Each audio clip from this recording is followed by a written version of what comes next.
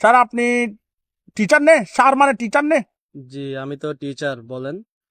এখানে রাস্তা দিয়ে হেঁটে যাচ্ছিলাম রে, এখানে আপনার নাম্বার ফাইসি ডে, এখানে কতগুলো পোস্টার দিচ্ছেন রে। জি জি আমি পোস্টার দিছিলাম। ওইখানে ওইখানে সার লিখা আছে রে, টাপড়ানো হয়। থাপড়ানো হয় মানে বুঝলাম না। আপনার পোস্টার আপনার নাম্বার দিচ্ছেন নে, ওইখানে লেখা আছে রে ঠাপড়ানো হয়। আমি আমাদের টাপড়ান চার না ওখানে তো আমি ওরকম কিছু লিখিনি। গাইতে চাই। আমি দিছিলাম ওখানে মধ্যে পড়ানো হয়। পড়ানো হয় না, এখানে ঠাপড়ানো হয় লেখা আছে রে, ঠয়কা টাপ অটোবিন্দ কাড়া এরকম একটা লেখা আছে রে, তাহলে পড়ানো হয়। ওটা কেউ তাহলে লিখে দিছে আর কি, ওটা তো আমি বলতে পারবো না।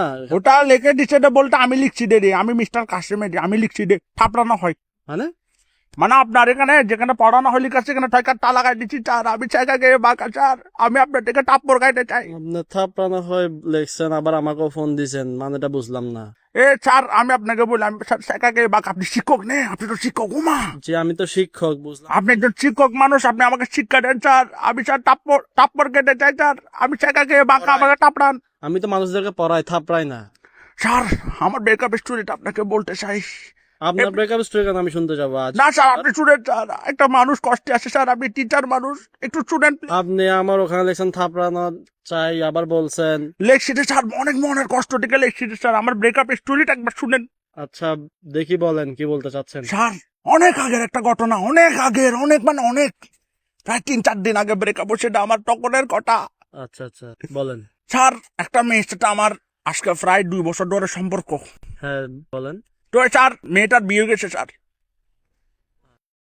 বিয়ে গেছে, বিয়ে করে তো অনেক জায়গায় চলে গেছে, আমি তো চাকা খেয়ে বাঁকা স্যার, কিন্তু 2-3 দিন আগে আবার চাকা খাইছি, বুঝছেন। বলেন, বিয়ে হয়ে গেছে আবার বলছেন 2-3 দিন আগে ছাকা খাইছেন, মানে বুঝলাম না। ঘটনা আমি আপনাকে বুঝাই স্যার, আমি আজকে সকালে ঘর থেকে বাইরে হলাম, ঘর থেকে বের হয়ে একটা সিনজি নিলাম, সিনজি নিয়ে কাজে দেরি গেছি রে, উমা যে মজার মজার চা পাওয়া যায়, চা খাইতে গেছি, চা খাইতে গিয়ে স্যার এখানে দেখতেছি রে, আমার গার্লফ্রেন্ড যেটার বিয়ে গেছি দিয়ে আসে, মানে দাঁড়ায় আসে দেরি।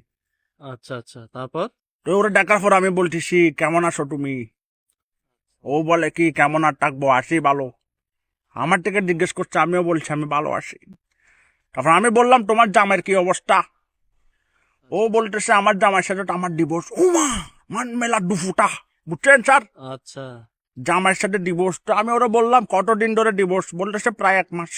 তার মানে 2 মাসও কি স্যার সংসার হয় নাই। আচ্ছা ঠিক আছে তারপরে? তারপর আমি ওরা বললাম তোমার জামাইয়ের সাথে তোমার ডিভোর্স, আমি তো তোমাকে এখনো ভালোবাসি, তুমি কি এখনো সিঙ্গেল। আচ্ছা উনি কি বলছে আপনাকে? উনি স্যার আর কি বলবে, ও স্যার সিঙ্গেলকে সিঙ্গেল না জবাবটা দেওয়ার আগে স্যার, আপনি কান্না করতেছেন কেন, বলেন কি বলছে উনি? জবাবটা দেওয়ার আগে স্যার আমার ঘুম ভাঙে গেছে। মানে স্বপ্ন দেখতেছিলাম রে স্যার। আপনি কি এটা আপনার রিয়েল কাহিনী বলছেন না স্বপ্ন বলছেন তখন আপনি আমাকে? স্বপ্ন বলছি রে স্যার। আজীব তো, আপনি কি আমার সাথে মস্কারি করতে আসছেন এখানে? মস্কারি করতেছি, এটা কোনো বুঝেন না, মস্কারি করতেছি রে এটা। এই যে ফাজিল, একদম থাপড়াবো আপনাকে এখন একদম আমি। এর জন্য এটা স্যার লিখছি, টাপড়ানো হয়।